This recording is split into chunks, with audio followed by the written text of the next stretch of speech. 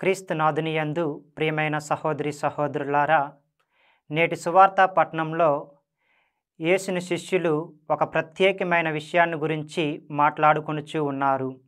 అది ఏమిటి అంటే, వారిలో వారు ఎవరు గొప్పవారు అని వాదించుకుంటూ మాట్లాడుకుంటున్నారు.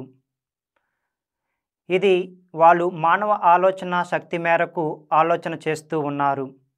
కానీ ప్రభువు వారిని పునరాలోచన చేసే విధముగా వారికి సమాధానం ఇస్తూ ఉన్నారు.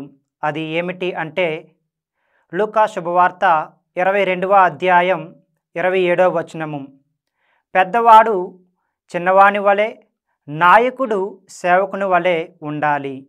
ఇది శిష్యుల ఆలోచనకు చాలా విరుద్ధం.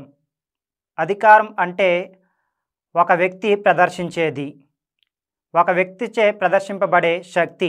అధికారం అంటే ప్రజల మధ్య మెప్పును పొందేది మాత్రమే. కానీ ప్రభు ఇచ్చే అధికారం వేరే. అది నిబద్ధత, వినమ్రత, సేవ వలన మాత్రమే అది లభిస్తుంది.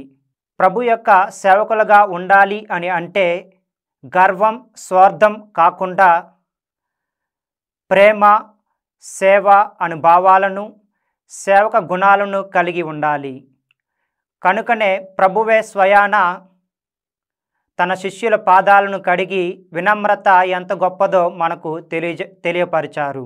ప్రియమైన సహోదరి సహోదరులారా, ఈనాడు పునీత జోసెఫ్ వాజ్ గారి యొక్క స్మరణను మనం కొనియాడుతూ ఉన్నాం. ఆయన మన భారతదేశంలోనే జన్మించి 17వ శతాబ్దానికి చెందిన కథోలిక గురువు. ఆయన సువార్త పరిచర్య నిమిత్తమై శ్రీలంకలోనికి ప్రవేశించి అక్కడ సువార్తను ప్రకటించారు. ఆయన కథోలిక గురువు అని గొప్పలు చెప్పుకోకుండా ప్రభు ఇచ్చిన వినయం అనే వస్త్రాన్ని ధరించి వినయంగా జీవిస్తూ ప్రజల సేవలో నిమగ్నమై ఆయన జీవితాన్ని అంకితం చేశారు ప్రభుని యొక్క సేవకై.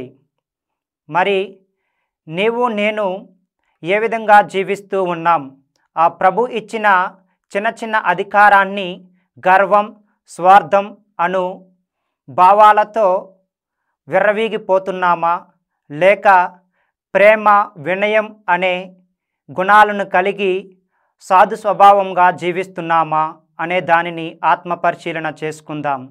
ఒకవేళ మనం గర్వం, స్వార్థం అను గుణాలతో ఉన్న ఎడల ఆ ప్రభువును మనకు మన్నించే గొప్ప మనసును దయచేయాలని, మరి వినయము అనే పుణ్యాన్ని మనము కూడా ధరించి మన జీవితంలో ఇతర యొక్క సేవలో నిమగ్నమై సేవకునిగా జీవించి సేవక బాధ్యతలను చేపట్టి మంచిగా జీవించాలని ప్రార్థించుకుందాం. ఆమెన్.